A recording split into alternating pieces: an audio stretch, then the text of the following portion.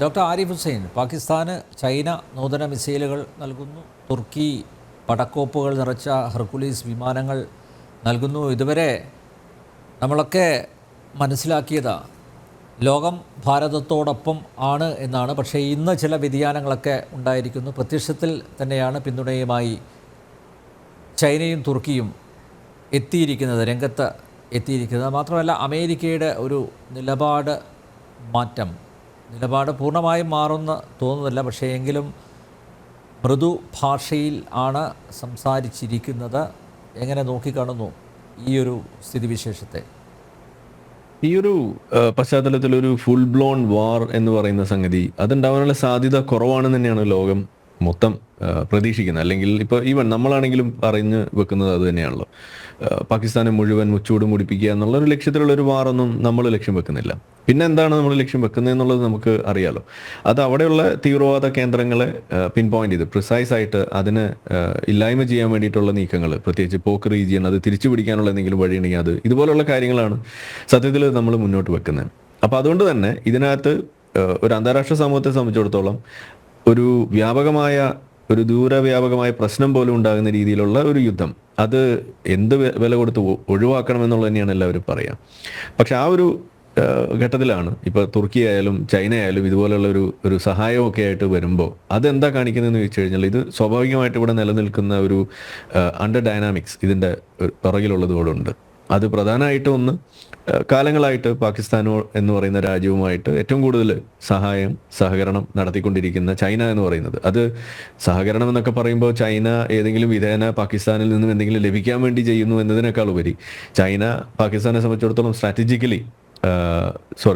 പാകിസ്ഥാനെ സംബന്ധിച്ചിടത്തോളം ചൈന എന്ന് പറയുന്നത് അവരുടെ ഒരു പ്രധാനപ്പെട്ട അലൈ ആയിട്ട് അവർ കാണുമ്പോൾ പോലും പാകിസ്ഥാൻ ചൈനയ്ക്ക് വളരെ വേണ്ടപ്പെട്ട ഒരു സ്ഥലം തന്നെയാണ്. കാരണം അവരുടെ ആ ഒരു ട്രേഡ് റൂട്ടും അതുപോലുള്ള സംഗതികൾ, പോർട്ട് വഴി ഉള്ള ചില നീക്കങ്ങൾ, അവരുടെ ഒരു വലിയ പദ്ധതിയെക്കുറിച്ചൊക്കെ നമ്മൾ പറയാറുണ്ട്. അത്തരം കാര്യങ്ങളൊക്കെ നടക്കണം എന്നുണ്ടെങ്കിൽ പാകിസ്ഥാൻ അവരുടെ കീഴിലുണ്ടാകുകയും അതിന് വേണ്ട കാര്യങ്ങൾ ചെയ്തു കൊടുക്കാൻ, അല്ലെങ്കിൽ അത്തരം കാര്യങ്ങളിലേക്ക് അവരുടേതായിട്ടുള്ള സഹകരണം അത് ഉറപ്പാക്കാനൊക്കെ അത് ഇത്തരത്തിലുള്ള കാര്യങ്ങൾ അവിടെ സ്വാഭാവികമായിട്ടും ഉപയോഗിക്കുന്ന മേഖലയായിട്ട് മാറുകയാണ്. എന്ന് വെച്ചാൽ സാന്ദർഭികമായിട്ട് അവരത് ഉപയോഗിക്കാനുള്ള വഴിയായിട്ട് കണ്ടെത്തുകയാണ്. അപ്പോൾ ഇതൊരു ജോഗ്രഫിക്കൽ ഇഷ്യൂ കൂടി ഇതിനകത്തേക്ക് ഇപ്പോൾ ക്ലബ് ചെയ്ത് വരുന്നു എന്നുള്ളതാണ് നമുക്ക് കാണാൻ കഴിയുക. ജോഗ്രഫിക്കൽ ആൻഡ് ഇക്കണോമിക്കൽ അതുപോലുള്ള വിവിധ ഘടകങ്ങൾ കൂടി ഇതിനകത്തേക്ക് ആഡ് ചെയ്യുകയാണ്. അപ്പോൾ ഒരു യുദ്ധം ഉണ്ടാകാനുള്ള സാധ്യത അത്തരത്തിലുള്ളൊരു ഘട്ടം എന്ന് പറയുമ്പോൾ അത് പല ആളുകൾക്കും പല രീതിയിൽ ഉപയോഗിക്കാനുള്ള വഴിയായിട്ട് മാറുമ്പോൾ ഇവിടെ ചൈന അതിനെ ഈ രീതിയിൽ ഉപയോഗിക്കുന്നു എന്നുള്ളത് നമുക്ക് കാണാൻ കഴിയും. ഇത് സ്ഥലം എടുക്കുക എന്നുള്ളത് ചൈനയെ സംബന്ധിച്ചിടത്തോളം സ്ഥലം കുറവിൻ്റെ ഒരു പ്രശ്നം അവർക്കില്ല. ബൗണ്ടറി എന്ന് പറയുന്ന ഒരു വിഷയം അവർ ചെയ്യാറുണ്ടെങ്കിലും അത് പലപ്പോഴും എന്തിനു വേണ്ടിയാന്നുള്ളത് നമ്മൾ ആലോചിച്ച് കഴിഞ്ഞാൽ അത് അവരുടേതായിട്ടുള്ള മറ്റ് ചില താല്പര്യങ്ങളാണ് അവിടെ കടന്നു വരാറുള്ളത്. പാകിസ്ഥാനെ സംബന്ധിച്ചിടത്തോളം അത് തന്നെയാണ്. ഇപ്പം പാകിസ്ഥാന്റെ കയ്യിലുണ്ടായിരുന്ന സ്ഥലം പലപ്പോഴും അത് ഇന്ത്യയിൽ നിന്ന് പിടിച്ചെടുത്തു എന്ന് പറയുന്ന സ്ഥലം അത് ചൈനയ്ക്ക് വിട്ടുകൊടുത്തത് പോലും നമ്മൾ കാണാറുണ്ട്. ഇതെല്ലാം അവിടെ നിൽക്കുമ്പോൾ ചൈനയുമായിട്ടുള്ള ബന്ധം എന്ന് പറയുന്നത് ആ രീതിയിൽ നിലനിൽക്കുന്ന ഒരു പ്രശ്നം അവിടെ ഉണ്ട്. ആ പ്രശ്നത്തിന്റെ പേരിലുള്ള ഒരു ബന്ധമാണ് അവിടെ നിലനിൽക്കുന്നത്. ഇനി ഇത് ചൈന പാകിസ്ഥാനെ നേർക്ക് മാത്രമാണോ ഇങ്ങനെ ചെയ്യുന്നത്? അല്ല, നമ്മൾ പല രാജ്യങ്ങളെ കുറിച്ച് ഇത് പറയാറുണ്ട്. ചൈന അവരുടേതായിട്ടുള്ള ആ ഒരു അധിനിവേശം, ഈ എക്കണോമിക്കൽ അധിനിവേശം എന്ന് വേണമെങ്കിൽ നമുക്ക് പറയാം, ആ രീതിയിൽ കൺട്രീസിനെ കൺട്രോൾ ചെയ്യാൻ വേണ്ടിയിട്ട് ശ്രമിക്കുന്ന ഒരു പ്രത്യേക രീതിയാണ് അവർ എംപ്ലോയ് ചെയ്തുകൊണ്ടിരിക്കുന്നത്. ശ്രീലങ്കയെക്കുറിച്ച് നമ്മൾ പറയാറുണ്ട്. അതെല്ലാം നമ്മൾ കണ്ടിട്ടുള്ളതാണ്. അപ്പോൾ അതൊരു വശത്ത് നടക്കുന്നത്. ഈ തുർക്കിയെ കുറിച്ച് പറയുകയാണെന്നുണ്ടെങ്കിൽ അതൊരു നാച്ചുറൽ അലൈ ആയിട്ട് വരും. അതിപ്പോൾ അവിടെയാണ് നമ്മൾ ഈ മതത്തിന്റെ ആംഗിളൊക്കെ അവിടെ കടന്നു വരുന്നത്, മത തീവ്രവാദത്തിന്റെ ആംഗിൾ, അതല്ലെങ്കിൽ ആ വിശ്വാസപരമായിട്ടുള്ള ചില സംഗതികൾ, ഇതെല്ലാം അവിടെ കടന്നു വരുന്നത് ഇത്തരം ചില വിഷയങ്ങൾ കൂടി വരുമ്പോൾ. അതിപ്പോൾ നമ്മളുടെ നാട്ടിൽ പോലും നിങ്ങൾ ശ്രദ്ധിച്ചിട്ടുണ്ടാവും, തുർക്കി എന്തെങ്കിലും ഒരു കാര്യം ചെയ്തു കഴിഞ്ഞാൽ, അത് ഉറുദുഖാൻ എന്തെങ്കിലും ഒരു സംഭവം ചെയ്തു കഴിഞ്ഞാൽ അത് ഇവിടുത്തെ ഒരു പറ്റം ജനതയ്ക്ക് വലിയ ഒരു സന്തോഷം ഉണ്ടാക്കുന്ന ഒരു സംഗതിയായിട്ടൊക്കെ മാറുന്നത് കണ്ടിട്ടുണ്ട്. ഇത് തിരിച്ച് സംഭവിക്കും. അവിടെ ഒരു വർഗീയത അവിടെ പ്ലേ ചെയ്യുന്നുണ്ട്. അവിടെ ആ ഒരു മുസ്ലിം ബ്രദർഹുഡ് എന്ന് പറയുന്ന സംഗതി അവിടെ പ്ലേ ചെയ്യും. പാകിസ്ഥാനെ സംബന്ധിച്ചിടത്തോളം അവർ പലപ്പോഴും പറയുന്നൊരു വാചകമാണത്, ഞങ്ങൾക്ക് എന്തെങ്കിലും സംഭവിച്ചാൽ മുസ്ലിം ലോകം ഞങ്ങളോടൊപ്പം ഉണ്ടാകണം എന്ന രീതിയിൽ അവർ പറഞ്ഞു വെക്കുന്നത് നിങ്ങൾ കണ്ടിട്ടുണ്ടാകും. അപ്പോൾ അവിടെ ഈ മുസ്ലിമും ഇസ്ലാമൊക്കെ കടന്നു വരുന്നത് എങ്ങനെയാണ്? നമുക്കിപ്പോൾ 24 മണിക്കൂർ അത് തന്നെ പറയണമെന്ന് യാതൊരു താല്പര്യമുള്ള ആളൊന്നുമല്ല. പക്ഷേ പൊളിറ്റിക്സിലും ഇതുപോലുള്ള വിഷയങ്ങളിൽ അത് കടന്നു വരുന്നതുകൊണ്ട് മാത്രമാണ് അത് പരാമർശിക്കേണ്ടി വരുന്നത്. ഇവിടെ നമുക്ക് കാണാൻ കഴിയുന്നതാണ്. പണ്ടിപ്പോൾ നമുക്കറിയാലോ ഖിലാഫത്ത് മൂവ്മെന്റ് പോലും വന്നത് അത് എന്തായിരുന്നു അതിന്റെ പിന്നിൽ നിന്ന് നമ്മൾ അന്വേഷിച്ച് കഴിഞ്ഞാൽ അവിടെയും ഒരു ഖിലാഫത്താണ് അതിന്റെ പ്രശ്നം. ആ ഖിലാഫത്ത് എന്ന് പറയുന്നത് ഇസ്ലാമിക ഭരണകൂടമാണ്. അതിന്റെ പേരിലുണ്ടായിട്ടുള്ള ഒരു പ്രശ്നം അത് അവിടെ നിന്ന് താഴെ പോകുമ്പോൾ അതിനെ പുനഃസ്ഥാപിക്കാൻ വേണ്ടി ബ്രിട്ടീഷുകാർക്കെതിരെ നടത്തുന്ന ആ ഒരു നീക്കത്തെ അപ്പോൾ അതിന്റെ ഒപ്പം ഇവിടെയും ചേർന്നിട്ട് അപ്പോൾ ഇന്ത്യൻ നാഷണലിസം ഒരു മൂലയിലാക്കിക്കൊണ്ട് ഖിലാഫത്തിന്റെ പിന്നാലെ പോകുമ്പോൾ അതൊക്കെ എന്താണ് ഇവിടെ ഇന്ത്യൻ സ്വാതന്ത്ര്യ സമര ചരിത്രത്തിൽ ഉണ്ടാക്കിയിട്ടുള്ള മുറിവുകൾ എന്നുള്ളത് നമുക്കറിയാം. നമ്മളെ മാപ്പിള ലഹള അടക്കമുള്ള കാര്യങ്ങളൊക്കെ നമ്മളവിടെ പറയാറുണ്ട്. അവിടെയൊക്കെ ഈ കടന്നു വരുന്നത് ഈ ബ്രദർഹുഡ് എന്ന് പറയുന്ന ഒരു വിഷയമാണ്. മുസ്ലിം ബ്രദർഹുഡ് എന്ന് പറയുന്ന ഒരു വിഷയം അവിടെ ഉണ്ട്. അപ്പോൾ ഇത് അവിടെ വരുന്നുണ്ട്.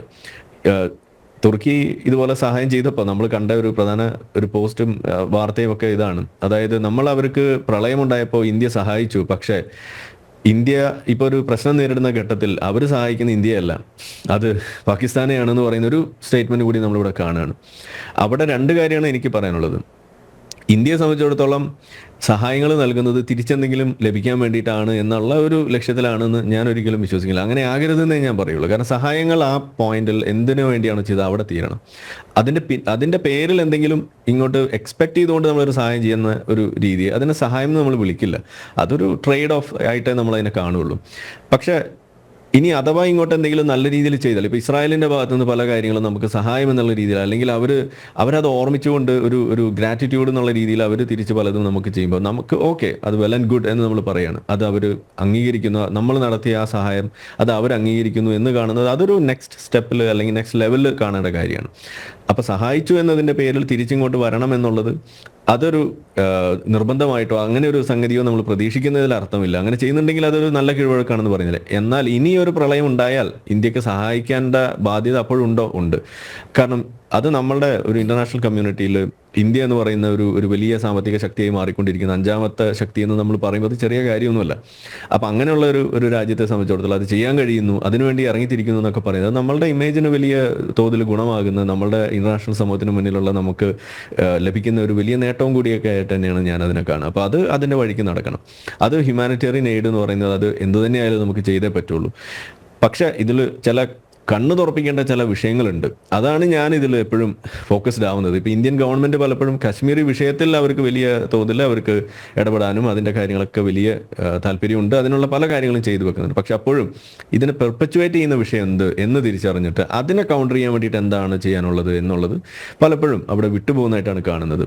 അത് പറഞ്ഞു വെക്കുന്നത് അങ്ങനെ പറഞ്ഞു കഴിഞ്ഞാൽ ഇവിടെ പ്രശ്നം ഉണ്ടാകും, ഹിന്ദു മുസ്ലിം വൈര്യം ഉണ്ടാകും എന്നുള്ളതൊക്കെയാണ് പറഞ്ഞു വെക്കുന്നത്. പക്ഷേ അവിടെ നമ്മൾ ആവർത്തിച്ച് പറയേണ്ട ഒരു കാര്യമുണ്ട്. അതാണ് എപ്പോഴും നമ്മൾ പറയുന്നത്, ഇത് തീവ്രവാദികൾക്കെതിരെയും മത തീവ്രവാദത്തിനെതിരെയും അതിലെ ഇസ്ലാമിക തീവ്രവാദത്തിനെതിരെയുമാണ് എന്ന് പറയുമ്പോൾ അതിൽ പ്രശ്നം ഉണ്ടാക്കുന്ന ആളുകളോട് നമുക്ക് ഒറ്റ ചോദ്യം ചോദിക്കേണ്ടുള്ളൂ. നമ്മൾ തീവ്രവാദികളെ കുറിച്ച് പറയുമ്പോൾ എന്തിനാണ് ഇവിടെ സാധാരണ മുസ്ലിങ്ങളെ അവർക്ക് ബാധിക്കും, സാധാരണ മുസ്ലിങ്ങളെയും കൂടി രക്ഷിക്കാൻ വേണ്ടിയിട്ടാണല്ലോ ഇത് ചെയ്യുന്നത്. ഇതിപ്പോൾ കാശ്മീരി മുസ്ലിങ്ങൾ പോലും ഇത് പറയുന്ന ഒരു ഘട്ടം വന്നിരിക്കുക, തീവ്രവാദത്തിൽ നിന്ന് ഞങ്ങൾ രക്ഷിക്കൂ, ഞങ്ങൾക്കിനി ആ സാധനം വേണ്ട എന്ന് അവർ പറയുമ്പോൾ അതിനോടൊപ്പം ചേർന്ന് നിൽക്കാനുള്ള ഒരു ബാധ്യതയെങ്കിലും നമുക്കില്ലേ? അപ്പോൾ ചില കാര്യങ്ങൾ പറയാതെ പോകുമ്പോഴും കൂടി ഉണ്ടാകുന്ന പ്രശ്നമാണ് ഈ തുർക്കിയുടെ എൻട്രി. സത്യത്തിൽ പല ആളുകൾക്കും അത്ഭുതമൊക്കെ കാണുന്നുണ്ടാവും, പക്ഷെ എന്നെ സംബന്ധിച്ചിടത്തോളം അത് അങ്ങനെ ഒരു സംഭവം ഇല്ല. കാരണം തുർക്കി തന്നെയായിരുന്നു പണ്ടും ഇതേപോലെ ചർച്ചയായിട്ടുള്ള ഒരേ രാജ്യം. അത് ഇനിയും വരാം. ഇവിടെ ഉറുദുഗാനൊക്കെ അവിടെ അട്ടിമറിയിലൂടെയൊക്കെ ചില കാര്യങ്ങളൊക്കെ ചെയ്തു വെക്കുമ്പോൾ ഇവിടെ വലിയ കരഘോഷമാണ് അവിടെ നടക്കുന്നത് കണ്ടിട്ട്. ആ കണ്ടില്ലേ, അടുത്ത ഒരു ഖലീഫയായിട്ട് മാറുന്ന ഒരാളെ പോലെ കരുതിക്കൊണ്ട് അവിടുത്തെ ഉറുദുഗാനെ വിശേഷിപ്പിക്കുന്ന ഒരു പ്രവണത പോലും ഇവിടെ നമുക്ക് കാണാൻ കഴിയും. അതിനെ വലിയ തോതിൽ പ്രോത്സാഹിപ്പിക്കുക. അതിപ്പോൾ ഈ ഉറുദുഗാന്റെ കാര്യത്തിൽ മാത്രമല്ല, ഈജിപ്തിലെ മുർസി അവിടെ ഇതേപോലെ മുസ്ലിം ബ്രദർഹുഡ് ഭരണത്തിലേറിയപ്പോഴും അന്നൊക്കെ വലിയ തോതിൽ സന്തോഷിച്ചിരുന്ന ആളുകളുണ്ട്. അപ്പോൾ ഇത് വിശ്വാസപരമായിട്ടും അവരുടെ ആ ഒരു പൊളിറ്റിക്സ് അതിന്റെ ഭാഗമായിട്ട് അങ്ങനെ പോകുന്നത് ഒരു പ്രവണതയുണ്ട്. അപ്പോൾ അതിനെയും കൂടി അഡ്രസ്സ് ചെയ്തില്ല എന്നുണ്ടെങ്കിൽ ഈ വിഷയത്തെ നമുക്ക് പെർപ്പച്വേറ്റ് ചെയ്യുന്നതിൽ നിന്നും തടയാൻ നമുക്ക് കഴിയില്ല. ഇതിങ്ങനെ അന്നും ഒക്കെ നമ്മൾ പറയുന്ന പോലെ ഒരു അക്രമം ഉണ്ടാവുന്നു, അതിന്റെ സ്വഭാവം ഇപ്പം മാറുന്നു. ഇപ്പൊ സിവിലിയൻസിനെ നേരെ ആക്രമിക്കുന്ന രീതിയിലേക്ക് വരുന്നു. അത് ഹമാസ് പഠിപ്പിച്ചു കൊടുത്താണെന്ന് വേണം നമ്മൾ സംശയിക്കാൻ. അതിലേക്ക് വരുന്നു. അത് കഴിഞ്ഞ് ഇനി ഇത് ഒരു സർജിക്കൽ സ്ട്രൈക്ക് നടക്കുന്നു, കുറെ അവിടെ പോയി നമ്മൾ ബോംബിടുന്നു, കുറെ കാലം ഒന്നുമില്ലാതിരിക്കുന്നു, വീണ്ടും അത് റിപ്പീറ്റ് ചെയ്യുന്നു. ഇതിങ്ങനെ പോയിക്കൊണ്ടിരിക്കുന്ന ഒരു അവസ്ഥ വരും. അവിടെ നമ്മൾ അഡ്രസ്സ് ചെയ്യേണ്ടതുണ്ട്. ഈ വിഷയം തന്നെയാണ് എനിക്ക് അവിടെ പറയാനുള്ളത്. പക്ഷേ ഡോക്ടർ ആരിഫ് ഹുസൈൻ, ചർച്ചയ്ക്ക് മധ്യസ്ഥം വഹിക്കാമെന്ന് പറഞ്ഞ് ഇറാൻ വന്നത് അത്ഭുതപ്പെടുത്തുന്നു. അതെ, ഇറാൻ അങ്ങനെ വരുമ്പോൾ തന്നെ നമ്മൾ അവിടെ ആദ്യം മനസ്സിലാക്കേണ്ടത് അവർ ആ മേഖലയിൽ ഉണ്ടാക്കിക്കൊണ്ടിരിക്കുന്ന കുത്തിത്തിരിപ്പ് നമ്മൾ ആദ്യം ഒന്ന് ഓർക്കണം. അവരുടെ ഉള്ളിലുള്ള പ്രശ്നം ഇതുവരെ തീർന്നിട്ടില്ല. തുടക്കമിട്ട പ്രശ്നം ഇതുവരെ തീർന്നിട്ടില്ല. അതിനൊരു മധ്യസ്ഥ ശ്രമത്തിന് അവർ ഇപ്പോഴും മുന്നോട്ട് വന്നിട്ടില്ല. അപ്പോഴാണ് ഇതിലേക്ക് ഇറങ്ങിത്തിരിക്കുന്നത്. അതിന്റെ കാരണം അത് വേറൊരു പൊളിറ്റിക്സ് ആണ്, അത് വേറൊരു ജിയോ പൊളിറ്റിക്കൽ ഇഷ്യൂ ആണ് അത് കാണിക്കുന്നത്. കാരണം മിഡിൽ ഈസ്റ്റിൽ നിന്നും അങ്ങനെ ഒരു നേതൃസ്ഥാനം വഹിക്കാൻ ഉള്ള കെൽപ്പുള്ള ഒരു രാജ്യം അത് തങ്ങളാണ് എന്ന് വരുത്തി തീർക്കുക എന്നുള്ളത് അത് ഇറാനിന് കാലങ്ങളായിട്ടുള്ള ഒരു ആഗ്രഹമാണ്. കാരണം ഇറാനിനെ സംബന്ധിച്ചിടത്തോളം ഒരു ഷിയ രാജ്യം എന്നുള്ള നിലയ്ക്ക് അവരെപ്പോഴും ഈ സൗദി സുന്നി ആ ഒരു ആക്സിസിന് ബദലായിക്കൊണ്ട് മാറാൻ വേണ്ടിയിട്ട് ശ്രമിച്ചുകൊണ്ടിരിക്കുന്ന ഒരു കാഴ്ചയാണ്. അപ്പോൾ സുന്നികളായ സൗദിയും ഷിയാക്കളായ ഇറാനും അവർ തമ്മിലുള്ള ഒരു വൈര്യം അത് കാലങ്ങളായിട്ട് നിലനിൽക്കുന്നുണ്ട്. അപ്പോൾ അവിടെ അവർക്കൊരു അപ്പർ ഹാൻഡ് കിട്ടാൻ വേണ്ടിയിട്ടാണ് പലപ്പോഴും അവർ അമേരിക്കൻ സാമ്രാജ്യത്വത്തോട് പൊരുതുന്ന ആൺകുട്ടികളാണ് ഞങ്ങൾ പ്രസിഡന്റ് അഹമ്മദ് നിജാദിനെയൊക്കെ അവർ ആ രീതിയിലാണ് പറഞ്ഞു വെച്ചിരുന്നത്. അപ്പോൾ അങ്ങനെ പറഞ്ഞ് അതിനൊരു ബിൽഡപ്പ് കൊടുക്കുന്ന ഒരു പരിപാടി അവിടെ ഉണ്ട്. പക്ഷേ അത് ഈ ഇസ്രായേലിനെതിരെയുള്ള യുദ്ധം എന്നും പറഞ്ഞ് ഇറങ്ങി തിരിച്ചപ്പോൾ അവരും അത് തന്നെയാണ് ലക്ഷ്യം വെച്ചത്. കാരണം ഇസ്രായേൽ സൗദിയുമായിട്ട് ആ ബന്ധം അത് ഊഷ്മളമാകുന്നതിന്റെ ഒരു ഫൈനൽ ലാപ്പിലേക്ക് കടക്കുന്ന വേളയിലാണ് ഈ യുദ്ധം അവിടെ പൊട്ടിപ്പുറപ്പെടുന്നത് 2023 ഒക്ടോബർ 7. അതിനുശേഷം പിന്നെ എന്താ സംഭവിച്ചത് നമ്മൾ കാണുകയാണ്. അപ്പോൾ അവരുടെ ലക്ഷ്യം അവിടെയും ഒരു സമാധാനം ഉണ്ടാകുന്നത് ഒഴിവാക്കുക എന്നുള്ളതാണ്, അതിനെ തകർക്കുക എന്നുള്ളതാണ്. അപ്പോൾ അങ്ങനെ ഒരു ലക്ഷ്യം വെച്ചുകൊണ്ട് അതിലേക്ക് ഇറങ്ങി തിരിച്ച് എന്നാൽ അവർ ഉദ്ദേശിച്ച പോലെ അത് മുന്നോട്ട് പോയില്ല. അവരുടെ അയൽ രാജ്യങ്ങളായിട്ടുള്ള സിറിയയിൽ അടക്കമുള്ള അവിടുത്തെ പ്രധാനമന്ത്രിയൊക്കെ എടുത്ത് ഓടേണ്ടി വരികയാണ്. പ്രസിഡന്റൊക്കെ അസദൊക്കെ ഓടിയത് നമ്മൾ കണ്ടാണ്. അതേപോലെ ലെബനോനിൽ സംഭവിക്കുന്നത് നമ്മൾ കാണുന്നു. അങ്ങനെ ഓരോ രാജ്യവും, പിന്നെ ഹമാസിന്റെ അവസ്ഥ നമ്മൾ പറയാൻ വേണ്ട. ഫലത്തിൽ എന്താണ് ഇസ്രായേൽ കൂടുതൽ സ്ട്രോങ്ങർ ആവുകയാണ് ചെയ്തത്. എന്ന് പറഞ്ഞ മാതിരി അവർ ഉദ്ദേശിച്ച സംഭവം അവിടെ നിന്ന് നഷ്ടപ്പെടുമ്പോൾ ഇനി മറ്റൊരു വഴി കണ്ടെത്തുകയാണ്. ഇതാണ് അവരവിടെ ശ്രമിക്കുന്നത്. ഇനി അത് മാത്രമല്ല, ഈ മധ്യസ്ഥ ശ്രമം എന്ന് പറയുമ്പോൾ ഇറാനും പാകിസ്ഥാനും തമ്മിലൊരു വലിയ സ്റ്റാൻഡ് ഓഫ് അവിടെ ഉണ്ട് ഓൾറെഡി. അത് നമ്മൾ ഇടയ്ക്കിടയ്ക്ക് കാണാറുണ്ട്. അവിടെ ആ ബലൂചിസ്ഥാൻ പോരാളികളായിട്ടുള്ള ആളുകൾ അവർ കുറേ പേര് ഇറാനിനകത്ത് നിന്നുകൊണ്ട് കുറേ പ്രശ്നങ്ങൾ ഉണ്ടാക്കുന്നു. അപ്പോൾ അതുകൊണ്ട് തന്നെ പാകിസ്ഥാനികളായിട്ടുള്ള അവിടുത്തെ സൈന്യം ഇറാനിലേക്ക് കടന്നു പോയിട്ട് അവിടെ അറ്റാക്ക് നടത്തുന്നു, തിരിച്ചിങ്ങോട്ട് അറ്റാക്ക് നടത്താൻ വേണ്ടിയിട്ട് ശ്രമിക്കുന്നു. അങ്ങനെ അവസാനം ഒരു യുദ്ധത്തിലേക്ക് പോകുന്നത് കണ്ട് പിന്നെ അത് അവിടെ നിൽക്കുന്ന അവസ്ഥയൊക്കെ നമ്മൾ കണ്ടതാണ്.